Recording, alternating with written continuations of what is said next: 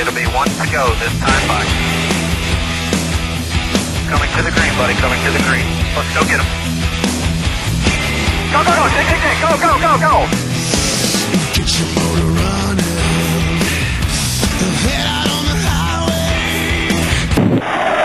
highway. Go ahead. Jimmie, Scott Walsh from the Scranton Times. Can you talk about, you say it's such a disadvantage going out first. When you find out you've got that number one drawer, kind of what is your reaction? And then what is just your, what are you doing to pass the time waiting for qualifying to finish up? From a driver's standpoint, it's nice going first in some respects because as qualifying goes on, it's a long process and it's another hour and a half to forget about your marks and the rhythm that you had. But the track surface as it sits, and usually going out behind another class of cars on a different tire, there's a lot of disadvantages that come with it. But my car drove great. We picked up just a little bit of speed from our practice time to qualifying. So I don't think it was a huge disadvantage or really hurt us that bad, which was a shock. To answer your question, though, usually the first response is a swear word. Very true. Go ahead. Yeah, for both Jimmie and Mark, did you find any issues with the transition from the older pavement in Turn 3 onto the patch and then off it? For myself, coming off the corner, where you leave it the final time, doesn't seem to do a ton. I mean, you do lose a little bit of grip, but the car's pretty much on its arc and moving along. I do know that earlier through the corner, through the center of the turn, if you get your left side tires off it, the car gets pretty loose. And I think if you get your right sides off it, I haven't had them off, but if you get your right sides off it, I believe you're going to have big problems. You're going to be in the fence. So you're, like Mark and I were at a dirt track at Eldora at Tony's deal the other night, and it reminds me of that. You jump the cushion down there in 3, you're going to have big problems.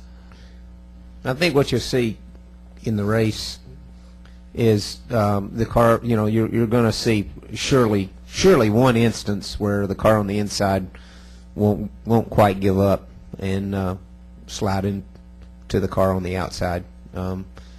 Usually you get somebody that's pretty determined to not get past or to race down there, and my fear is that that you'll have somebody on the inside cleaning the guy on the outside. So it'll be interesting. It's going to be fun. It's just like Jimmie said. I'm not sure that was intended to, but sometimes when you try to do something, most of the time it doesn't seem like it works. But this just happened to bring another dimension to that turn, and it's going to be fun to watch. Take one more question. Lee Spencer, Fox Sports. Mark, that was amazing testament that you said that you're going to go out and win Brickyard, from a guy who says you never know when your last win is going to come, to have this confidence at this point in your career where you're not even racing full time. Where is this coming from? It comes from the team. They have pit stops every race that are good enough to, if everything else was good enough, they could do it on pit road. And they had a good enough car in Phoenix to get it done, and they had a good enough car at Richmond that that it wasn't as good as Denny's, but it was Denny had a real special night, and besides that we were right there. And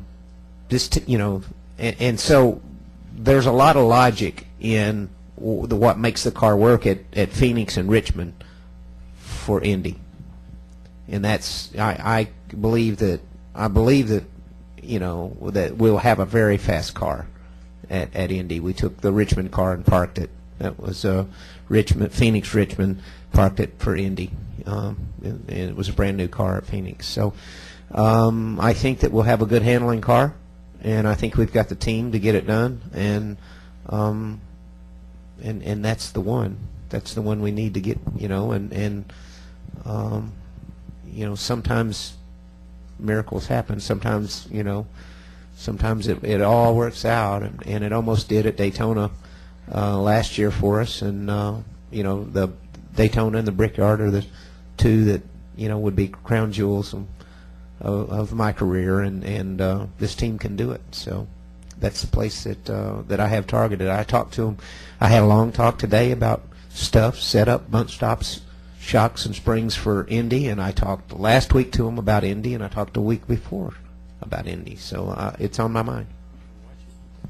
Go ahead. This new piece of asphalt. 2 questions. Will the fans see a better race? And secondly, will it cause driver-to-driver difficulties?